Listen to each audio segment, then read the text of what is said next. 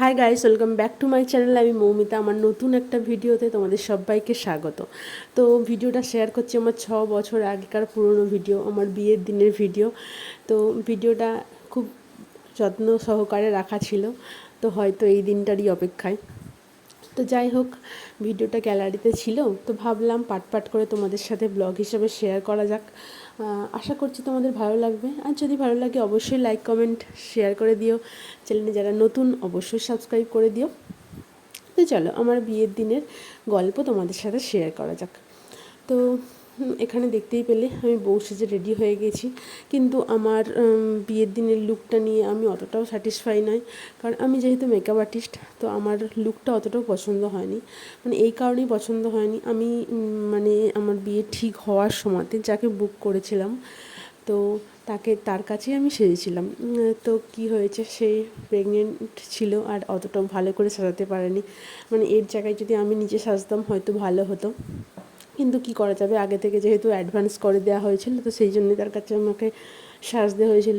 নিজের লুকটা যদি নিজে ক্রিয়েট করতাম তো আরও ভালো হতো। তো যাই হোক, ওভারঅল দেখতে ভালো লাগলেও মেকআপটা অতটা সুন্দর লাগছিল না। মানে এর থেকে হয়তো আমি ভালো মেকআপ করতে পারতাম। কারণ তখন আমি সবে সবে শিখেছি, আমি ভেবেছিলাম যে ওই দিনটা নিজে করব, অতটা রিস্ক নিতে পারবো কি না, যদি না ঠিকঠাক করতে পারি তখন একটা প্রবলেম হয়ে যাবে। তো সেই জন্যে ভাবলাম যে কারোর কাছ থেকে সাজা যাক, মানে কোনো মেকআপ আর্টিস্ট বুক করা যাক। তো আমাদের বাড়ির সামনেই যার পার্লারে গিয়ে আমি সব কিছু করি, মানে যেগুলো দরকার আর কি। তো সেই জন্য তাকেই বুক করেছিলাম। আর অনেক দিন আগে আমার একটা বন্ধুকেও সে সাজিয়েছিল, তো সেটা দেখে আমার ভালোই লেগেছিলো, তো সেই জন্য ভাবলাম যে ওকেই বুক করি। কিন্তু যখন আমি দেখেছিলাম যে আমার বন্ধুটাকে সাজিয়েছিল, তখন অতটাও মেকআপ সম্বন্ধে আমার ধারণা ছিল না, তো সেই জন্যই হয়তো ভালো লেগেছিলো। তো সেই হিসাবে আমি তাকে বুক করেছিলাম, কিন্তু আমার খুব একটা ভালো লাগেনি। কিন্তু এখানে ক্যামেরাতে ওভারঅল দেখতে ভালোই লাগছিলো। তো যাই হোক, পুরোনো দিনের ওই সব কথা আর বলে লাভ নেই। মানে মেকআপটা খুব একটা ভালো না হলেও ওভারঅল ভালোই লাগছিলো দেখতে। তো যাই হোক, এখানে আমি সন্ধেবেলাতে সেজে গুজে রেডি হয়ে গিয়েছি, আর এখানে হলে চলে গিয়েছিলাম, আর হলে গিয়েই শুরু হয়ে গিয়েছিল ফটোশ্যুট। তো আমি ফটোগ্রাফারকে আগে থেকেই বলে দিয়েছিলাম যে ফটোশ্যুটের যে মানে আগে যে ফটোশ্যুটগুলো হবে, বিয়ের আগে যে ফটোশ্যুটগুলো হবে সেগুলো যেন আগে থেকে করে নেওয়া হয়। কারণ আমাদের যে হলে বিয়ে মানে হয়েছিল আর কি, সেখানে যদি আগে থেকে মানে লোকজন চলে যায়, লোকেদের সামনে পোজ দিয়ে ফটো তুলতে গেলে একটা আনকমফোর্টেবল ব্যাপার হবে। তো অনেকে হাসাহাসি করবে, যেহেতু আমাদের গ্রামের বাড়ি, তো গ্রামের লোকেরা সব সময়তে এরমভাবে ফটোশ্যুট করাতে অভ্যস্ত নয়। তো দেখে যদি হাসাহাসি করে, তো সেই জন্যই আমি বলেছিলাম যে আগে মানে সবাই আসার আগে হচ্ছে যে ফটোশ্যুটগুলো করে নিও, মানে সিঙ্গেল যে ছবিগুলো তোলার থাকে সেগুলো করে নিও। তো সেই মতো হচ্ছে যে ও মানে রেডি হয়ে গিয়েছিলাম তাড়াতাড়ি, আর তাড়াতাড়ি শ্যুটগুলো করে নিয়েছিল। আমাদের বোথ সাইডে, যেহেতু আমাদের বাড়ি কাছাকাছি, তো সেই জন্য বোথ সাইডে একই ফটোগ্রাফার করা হয়েছিল। তো সেই জন্য ওর গায়ে হলুদের সময়তেই ছবিও আর ভিডিও তোমরা দেখেছো। তো যেহেতু একই ফটোগ্রাফার, তো সেই জন্য কোনো প্রবলেম হয়নি। তো এখানে বর চলে এসেছে, আমার মা ওকে বরণ টরণ করে মানে হলের ভিতরে ঢুকিয়ে নিয়েছে। এটা ছিল একটা ছোট্ট নিদ বর।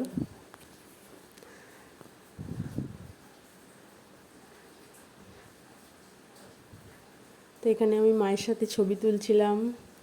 তো সেই দিনটা মানে যেমন হয়, মনটাও খারাপ খারাপ লাগছিলো। তো এখানে ছিল আমার বন্ধু বান্ধবীরা, তাদের বরেরা, তো সবাই মিলে ছবি তুলছিল। আর এখানে আমার বন্ধুরা সব ছিল। তো সব নিয়ে দিনটা ভালোই কেটেছিল। আর এটা ছিল আমার পুরনো বন্ধু মিনস ছোটোবেলার বন্ধু। তো আমার বিয়ের দিন সকালবেলা থেকে এবং আগের দিন থেকে অনেক কিছুতে ও আমাকে সাহায্য করেছিল। তো এখানে আলতা পরিয়ে দেওয়া, মেহেন্দি করে দেওয়া, তারপর পেডিকিওর করে দেওয়া, সব কিছু ওর নিজেই করেছিল। তো যেহেতু ও টুকটাক কাজ জানতো, সেই জন্য আর কি। তো এখানে দেখো ফটোশ্যুট, মানে সিঙ্গেল যে ফটোশ্যুটগুলো সেগুলোর ছবি অ্যাটাচ করে ভিডিওটা বানানো। তো কেমন হয়েছে অবশ্যই জানিও। আর ভালো যদি লাগে অবশ্যই লাইক করে দিও, কমেন্ট করে দিও, শেয়ার করে দিও। চ্যানেলে যারা নতুন অবশ্যই চ্যানেলটাকে সাবস্ক্রাইব করে দিও। বারবার এক কথা বলছি, তোমাদের সাপোর্ট আমার খুবই দরকার। তো যাই হোক, এখানে হচ্ছে যে ফটোশ্যুট চলছে। তো আমি এই ভিডিওগুলোকে সযত্নে ইউটিউবে রাখতে চাইছি, কারণ যদি কোনো সময়তে আমার যে ল্যাপটপে বা ফোনে যে ভিডিওগুলো রাখা আছে কোনো সময়তে যদি ডিলিট হয়ে যায়, তো আমি এটা খুলে দেখতে পারবো। তো দেখো এই পুটকে পুটকে বাচ্চাগুলো আজকে কত বড় বড় হয়ে গেছে। পুরোনো দিনের জিনিস দেখলে বেশ ভালোই লাগে। সবার মধ্যে কত পরিবর্তন চলে আসে। তো এখানে আমি ভাবছি, যেহেতু এখন প্রায় ভিডিও বানাচ্ছি, তো সেই জন্য ফোনের গ্যালারি প্রায় ভর্তি হয়ে যাচ্ছে। কিছু করার নেই, ভর্তি হয়ে যাওয়ার কারণে তো ভাবলাম যে হ্যাঁ, ভিডিওটা যদি ইউটিউবে রেখে দেওয়া যায়, তো তাহলে বেশ ভালোই হয়। আর ভিডিওটা ফোন থেকেও ডিলিট করে দিতে পারবো। যা অনেকটা জায়গা নিয়ে বসে আছে, যেহেতু রেগুলার ভিডিও বানাচ্ছি, তো সেই জন্য জায়গাতে স্পেস প্রায় ভর্তি হয়ে যাচ্ছে।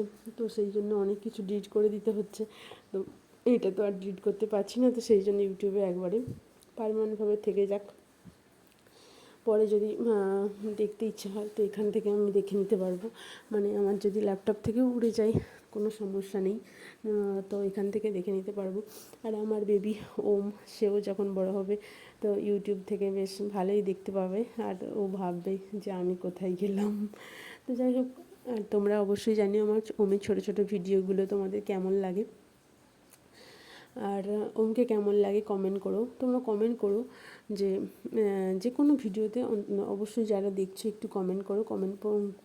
তোমাদের কমেন্ট আমাদেরকে আরও ভিডিও বানাতে ইন্সপায়ার করবে। তো যাই হোক, এখানে আমি পোজ দিয়ে ছবি তুলছিলাম।